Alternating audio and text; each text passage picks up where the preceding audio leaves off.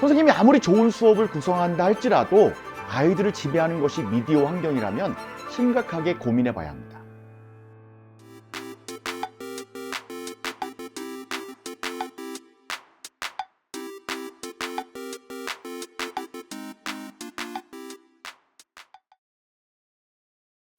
여러분 안녕하세요. 소셜 프로파일러 정진입니다. 학교에서 생활교육을 할 때마다 등장하는 선생님의 고민이 있습니다. 지나치게 장난치는 아이들 어떻게 교육하면 좋을까요? 여기서 지나치게 장난친다고 표현했지만 사실은 폭력적이라는 의미입니다. 우리가 바운더리 이야기를 하면서 자꾸 선 넘는 아이들에 관해서 언급했었습니다. 사실 선생님이 바라시는 것은 학생들이 폭력에 휩싸이지 않고 균형 잡힌 관계 형성을 이루어가는 것이죠. 근데 교사가 교육해서 아이들에게 굳어진 몸의 감각이나 태도를 단번에 바꾸기는 어렵습니다. 어떤 친구들은 몸 자체가 폭력적인 것처럼 과격합니다. 마치 몸에 폭력이라는 피가 흐르는 것처럼 욕설이 나오고 혐오 표현이 튀어나옵니다. 수틀리면 주먹을 휘두르고 다른 사람의 머리를 때립니다. 이런 친구가 두세 명만 있더라도 교실은 엉망이 되죠. 이런 학급은 갈등이 금방 분쟁으로 변질됩니다. 서로가 주고받는 자극과 반응이 적절하지 않아서입니다. 왜 이렇게 되었을까요? 첫째는 아이들 주변 곳곳에 있는 유해한 장치들 때문입니다. 학교에서 이루어지는 배움보다 더 자극적이고 욕구를 충족시키는 것들이 우리 주변에 널려 있으니까요. 많은 학생들이 친구들과 놀이로 즐기고 있는 것은 인터넷으로 연결된 게임에서 헤드셋을 끼고 친구들과 욕설을 주고받으면서 감정을 배설하는 일입니다. 아이들은 그곳에서 배움의 언어가 아닌 다른 사람을 혐오하고 웃음거리로 희화시키면서 비하하는 말들을 습득합니다. 결국 이러한 폭력적인 놀이와 언어가 교실 안으로 들어와서 폭력적인 관계로 이어지죠.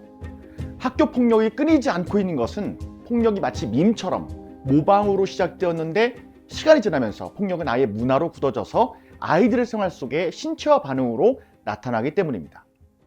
신체화는 또 다른 정신적인 지배 상황을 만들고 역기능적인 행위를 양산합니다. 악순환되고 있는 것이죠. 선생님이 아무리 좋은 수업을 구성한다 할지라도 아이들을 지배하는 것이 미디어 환경이라면 심각하게 고민해 봐야 합니다.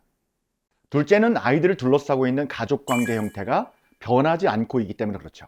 아이들은 정서적인 자립을 향해 나아가는 존재들이에요. 그런데 그 자립의 토대는 가족관계에서 경험하는 그런 관계 경험이라고 해도 과언이 아닙니다.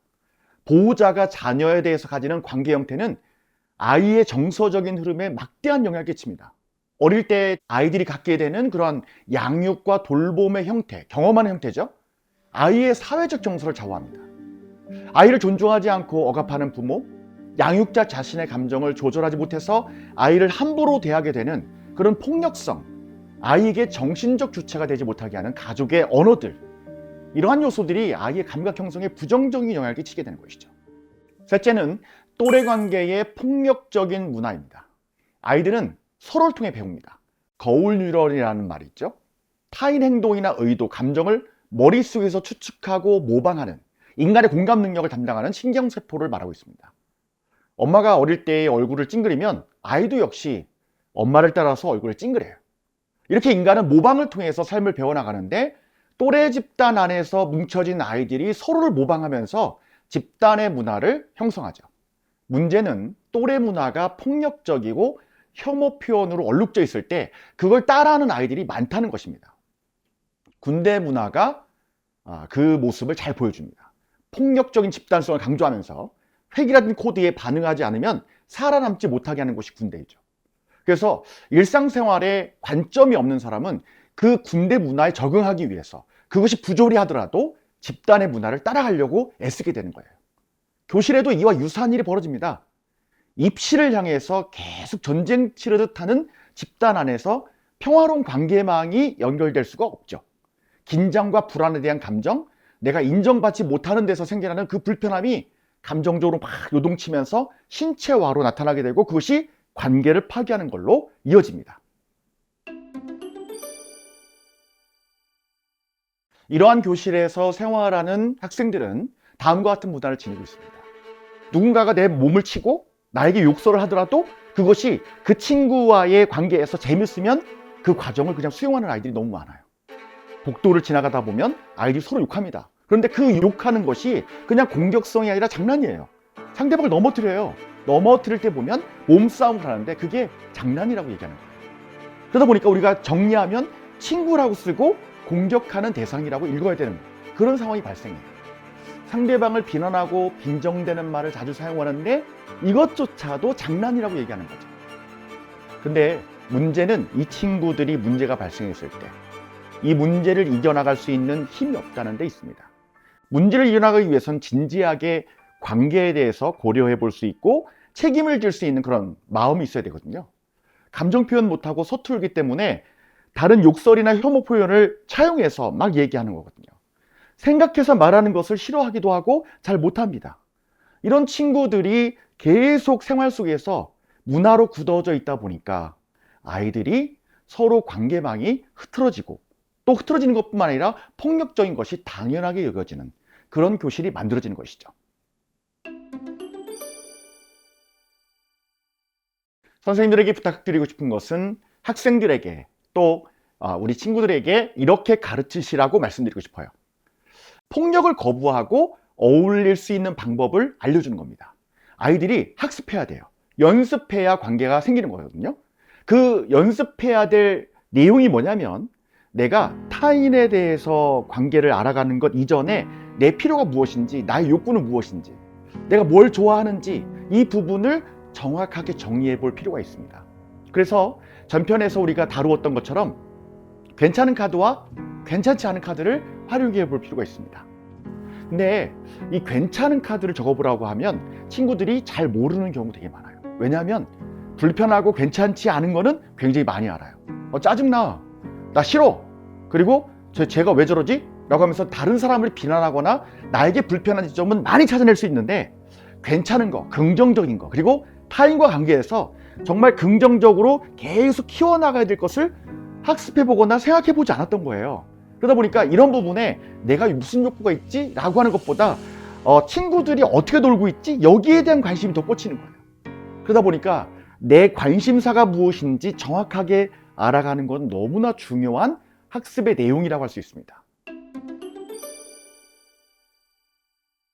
학생들이 자기가 무엇을 좋아하는지, 어떤 욕구가 있는지 알아가는 그 과정에서 반드시 체크해 봐야 될 부분이 있다면 내 안에 어떠한 제거해야 될 것들이 있는지 살펴보는 겁니다. 제거해야 할 목록을 한번 만들어 보는 것이죠. 여러분 이걸 청소라고 이제 우리가 비유해서 설명을 드려보면 여러분 호더라는 말 혹시 아세요? 쓰레기 더미를 내 방 안으로 축적해 나가는 겁니다. 축적해 나가다 보니까 나중에는 앉을 자리, 누울 자리, 심지어는 밥을 그 쓰레기 위에서 먹는 사람들도 있어요. 우리가 청소년들이 그 마음에 쌓여 있는 것들을 제거를 하지 않고 계속 쌓아가다 보면 내 방이 점점 지저분해져요. 우울증 환자의 어떤 대표적인 증세 중에 하나라고 이야기하기도 합니다. 계속 쌓아가다 보면 내가 아니라 타인이 원하는 방식대로 쌓아가는, 타인이 원하는 방식대로 살아가는 경우가 되게 많은 것이죠. 이런 부분에 우리가 도전해 봐야 될 것들이 있어요. 그 뭐냐면 아이들이 흥분을 가라앉히고 감정을 조절할 수 있는 시간을 갖는 겁니다. 이거의 대표적인 것은 뭐냐면 항상 하루에 일정 시간 동안 조용한 시간을 가져보는 거예요. 명상한다든가, 그리고 일기를 쓴다든가, 독서를 한다든가, 음악을 감상하면서 그대로 자리에 머물러 있는 것이죠. 아이들이 조용한 시간을 갖는 것을 굉장히 어색해 할 수 있어요. 내가 지금 뭐 하는 거지? 뭔가 자극이 주어지기를 굉장히 바라고 있는 그런 순간이 되게 많죠. 그러나 실제로 우리가 조용한 시간을 갖고 생각하면서 나를 돌아보는 시간은 짧든 길든 굉장히 중요한 포인트입니다. 이걸 스스로 도전할 수 있어야 돼요. 그래서 자기가 자립해 나가는 과정 속에서 생각하고 말하고 생각하고 행동하고 내 감정도 내가 선택할 수 있구나 라고 하는 것을 알아가는 이 시간이 굉장히 많이 연습해야 될 부분이라고 하는 것이죠. 그래서 친구에 대해서 친구를 살펴보면서 저 친구가 저렇게 말하니까 난 저렇게 해야지 라고 하는 게 아니죠. 선생님을 의존해서 선생님이 이걸 바라시니까 나는 이렇게 행동해야지, 이건 아니고 내가 스스로 자립해서 스스로 좋은 방향이 어떤 것인지를 선택할 수 있고 그거에 대해서 이야기하고 그 부분을 함께 나눌 수 있는 과정을 만들어가는 것, 이게 교육과정 속에 반드시 들어가야 될 내용이라고 볼 수 있습니다. 우리가 장난과 폭력 사이를 오가는 친구들에 대한 이야기를 했죠. 다른 친구가 나에 대해서 폭력적인 장난을 걸어올 때 이 자극은 별로 좋은 자극이 아니야 라고 했을 때 그 거절의 내용들을 함께 알릴 필요가 있는 것이죠. 이게 교육과정 속에 들어와서 선생님과 학생과의 그 나눔 속에서 또 학습의 내용 속에서 이게 발현되어야 아이들이 관계에 대해서 조절할 수 있는 것이죠. 그 관계 조절 능력은 첫 번째는 자기다움이에요.